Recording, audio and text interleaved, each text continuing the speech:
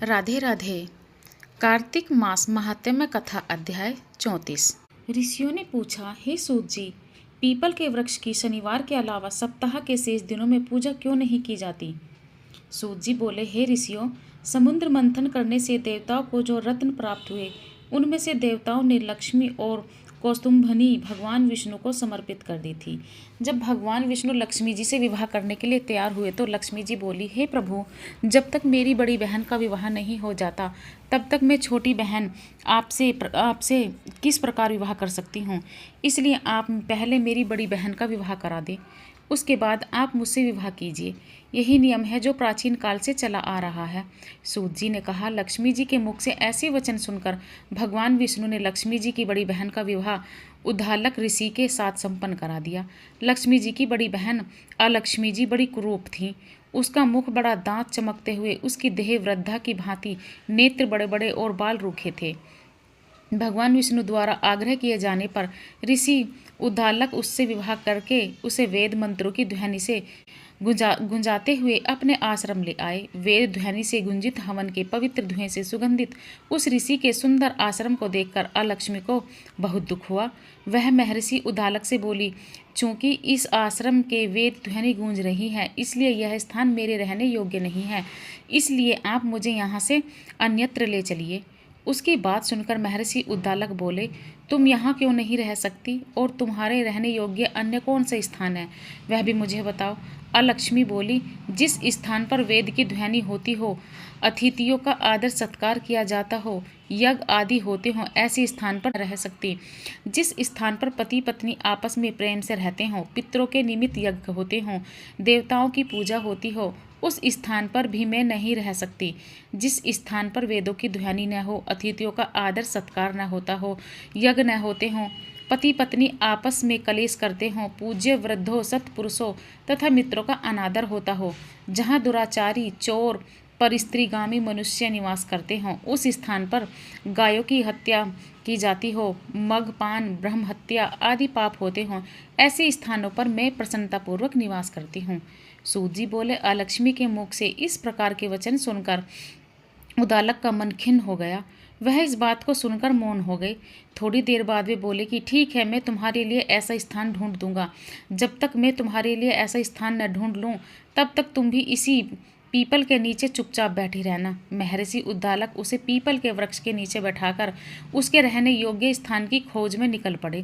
परंतु जब बहुत समय तक प्रतीक्षा करने पर भी वे वापसी नहीं लौटे तो अलक्ष्मी विलाप करने लगी।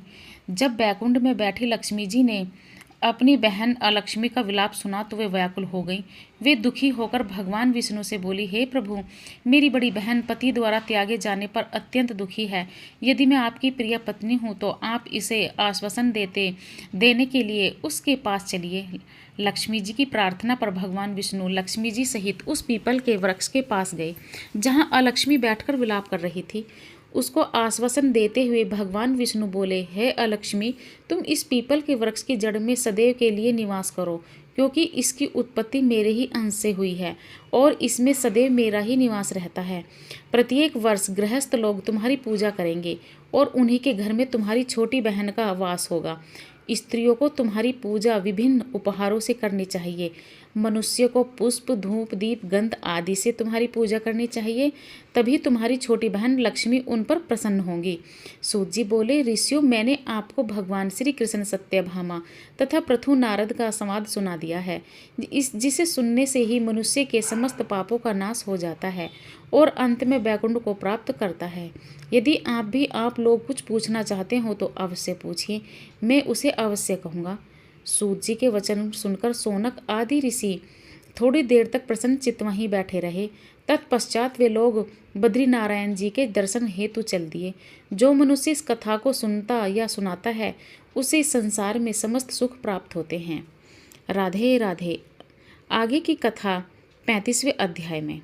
कार्तिक मास महात्म्य कथा अध्याय 35। श्री हरि होते हैं प्रसन्न, इतना कहकर कथा सुनकर सभी ऋषि सूत जी से बोले, हे सूत जी, अब आप हमें तुलसी विवाह की विधि बताइए। सूत जी बोले, कार्तिक शुक्ल नवमी को द्वापर युग का आरंभ हुआ है, अतः यह तिथि दान और उपवास में क्रम पूर्वाहव्यापिनी तथा पराहव्यापिनी हो तो ग्रह है। इस तिथि को नवमी से एकादशी तक मनुष्य शास्त्रोक्त विधि से तुलसी विवाह का उत्सव करे तो उसे कन्यादान का फल प्राप्त होता है।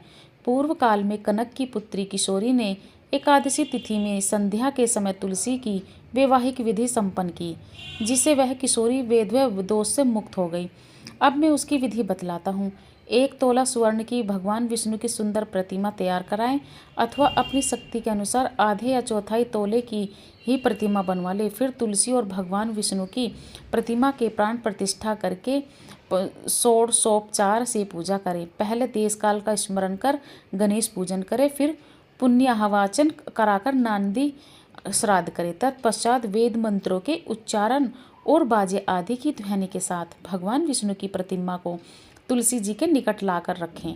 प्रतिमा को वस्त्रों से आच्छादित करना चाहिए। उस समय भगवान का आह्वान करें, भगवान केशव आइए, देव मैं आपकी पूजा करूँगा, आपकी सेवा में तुलसी को समर्पित करूँगा, आप मेरे संपूर्ण मनोरथों को पूर्ण करें। इस प्रकार आह्वान के पश्चात 3-3 बार अर्ध पाग और विष्टर का उच्चारण करके इन्हें बारी बारी से भगवान को समर्पित करें। फिर आचमनीय पद का 3 बार उच्चारण करके भगवान को आचमन कराएं। उसके बाद कांसे के बर्तन में दही, घी और मधु रखकर उन्हें कांसे के पात्र से ही ढक दें तथा भगवान को अर्पण करते हुए इस प्रकार कहें, हे वासुदेव, आपको नमस्कार है। यह मधुपर्क दही, घी तथा शहद के मिश्रण को मधुपर्क कहते हैं, ग्रहण कीजिए। तदंतर हरिद्रालिपन और अभंग्य कार्य संपन्न करके गोधूलि की वेला में तुलसी और विष्णु का पूजन पृथक पृथक करना चाहिए। दोनों को एक दूसरे के सम्मुख रखकर मंगल पाठ करें। जब भगवान सूर्य कुछ कुछ दिखाई देते हों तब कन्यादान का संकल्प करें। अपने गोत्र और प्रवर का उच्चारण करके आदि की 3 पीढ़ियों का भी आवर्तन करें। तत्पश्चात भगवान से इस प्रकार कहें, आदि मध्य और अंत से रहित त्रिभुवन प्रतिपालक परमेश्वर, इस तुलसी दल को आप विवाह की विधि से ग्रहण करें। यह पार्वती के बीज से प्रकट हुई है, वृंदा की भस्म है, स्थित रही तथा आदि मध्य और अंत में शून्य है। आपको तुलसी बहुत ही प्रिय है, अतः इसे मैं आपकी सेवा में अर्पित करता हूँ। मैंने जल के घड़ों से खींचकर और अन्य प्रकार की सेवाएं घड़ों से सींचकर और अन्य प्रकार की सेवाएं करके अपनी पुत्री की भांति इसे पाला, पोसा और बढ़ाया है। आपकी प्रिया तुलसी मैं आपको दे रहा हूँ, प्रभु आप इसे ग्रहण करें। इस प्रकार तुलसी का दान करके फिर उन दोनों अर्थात तुलसी और भगवान विष्णु की पूजा करें।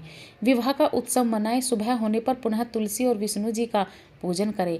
अग्नि की स्थापना करके उसमें द्वादशाक्षर मंत्र से खीर, घी, मधु और तिल मिश्रित हवनीय द्रव्य की 108 आहुति दें। फिर स्वेष्टकृत होम करके पूर्णाहुति दें। आचार्य की पूजा करके होम की शेष विधि पूरी करें। उसके बाद भगवान से इस प्रकार प्रार्थना करें, हे प्रभु, आपकी प्रसन्नता के लिए मैंने यह व्रत किया है। जनार्दन, इसमें जो न्यूनता हो वह आपके प्रसाद से पूर्णता को प्राप्त हो जाए। यदि द्वादशी में रेवती का चौथा चरण बीत रहा हो तो उस समय पारण न करें।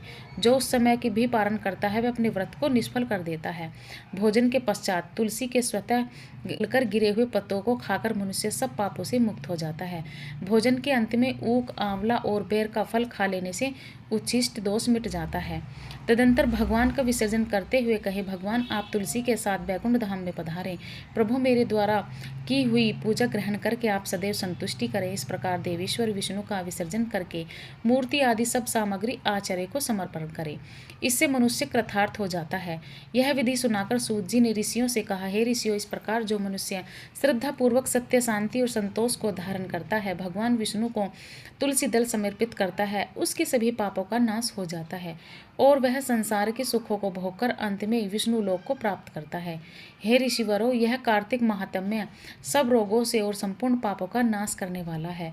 जो मनुष्य इस महात्म्य को भक्ति पूर्वक पढ़ता है और जो सुनकर धारण करता है वह सब पापों से मुक्त हो भगवान विष्णु के लोक में जाता है। जिसकी बुद्धि खोटी हो तथा जो श्रद्धा से हीन हो, ऐसे किसी भी मनुष्य का यह महात्म्य नहीं सुनाना चाहिए।